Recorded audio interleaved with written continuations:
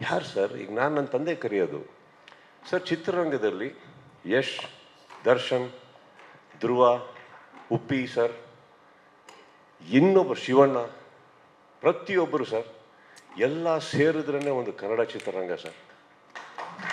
ಎಲ್ಲ ಸೇರಿದ್ರೇ ಸರ್. ಇದೇ ಒಂದು ವಾಹಿನಿಯಲ್ಲಿ ನಾನು ಕುತ್ಕೊಂಡು ಮಾತಾಡ್ಬೇಕಾದ್ರೆ ಹೇಳಿದ್ದೆ, ಇದೇ ದರ್ಶನ್ ಅವರ ಫ್ಯಾನ್ಸ್ ಬಗ್ಗೆ ಬಂದಾಗ ನಾನೇ ಹೇಳಿದ್ದೆ, ಫ್ಯಾನ್ಸಿಗೆ ಬೈಯಕ್ಕೆ ಹೋಗಬೇಡಿ, ಅವ್ರಿಗೆ ಗೊತ್ತಾಗ್ತಾ ಇಲ್ಲ ಏನು ಮಾಡಬೇಕು ಅಂತ, ನೋವಲ್ಲಿದ್ದಾರೆ ಅವರು ಅಂತ. ಇದೇ ನಾನು ನನ್ನ ಬಾಯಾರೆ ಹೇಳಿದ್ಮೇಲೆ ನಾವು ಯಾಕೆ ಸರ್ ಟಾಂಟ್ ಕೊಡೋಣ? ನಾವೆಲ್ಲ ಬಹಳ ಚಿಕ್ಕವರು ಸರ್.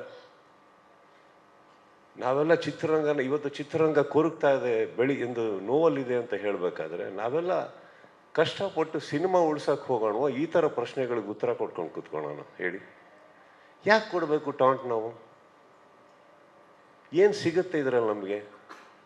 ನಾವೆಲ್ಲ ಏನು ಛತ್ರಪತಿಗಳ, ನಾವೇನು ಚಕ್ರವರ್ತಿಗಳ ಸರ್? ವಯಸ್ಸಾಗಿ ನಾವು ಹೋಗೋರೆ ಒಂದಿನ.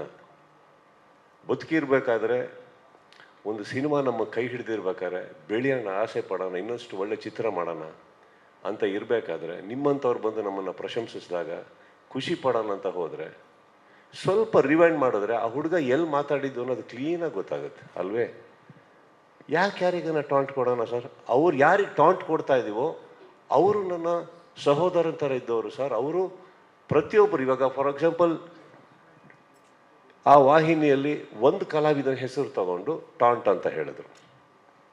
ಯಾಕೆ ಸರ್ ಈಗ ಯಶ್ಗೆ ಯಶ್ ಬಾಸ್ ಅಂತ ಕರೆಯಲ್ವಾ?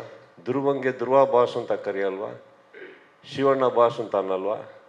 ಎಲ್ಲರಿಗೂ ಅವರವ್ರ ಫ್ಯಾನ್ಸ್ಗಳು ಹಾಗೆ ಕರೀತಾರೆ. ಉಪ್ಪಿ ಬಾಸ್ ಅನ್ನಲ್ವಾ? ಹೇಳಿ, ವೈ? ನನಗೂ ದರ್ಶನ್ಗೂ ಏನಿಲ್ಲ ಸರ್. ಬಹಳ ಕಷ್ಟಪಟ್ಟು ಅವರು ಮೇಲೆ ಬಂದಿದ್ದಾರೆ, ಕಷ್ಟಪಟ್ಟು ಪ್ರತಿ ಕಲಾವಿದರು ಬಂದಿದ್ದಾರೆ. ಚಿತ್ರರಂಗ, ಕನ್ನಡ ಚಿತ್ರರಂಗ ಇವತ್ತು ತುಂಬ ತುಂಬ ತುಂಬ ನೋವಲ್ಲಿದೆ. ಅದು ಬೆಳಿಬೇಕು ಅಂದರೆ ಇದು ಬೇಡ ನಮ್ಮ ಇಂಡಸ್ಟ್ರಿಯಲ್ಲಿ. ನಮ್ಮಲ್ಲಿ ಇಲ್ಲ ಸರ್ ಇದು. ಆ್ಯಕ್ಚುಲಿ ನನ್ನ ಫ್ಯಾನ್ಸ್ ಕೂಡ ಹೋಗಿ ಎಲ್ಲ ಹೀರೋಗಳ ಸಿನಿಮಾ ನೋಡ್ತಾರೆ ಸರ್.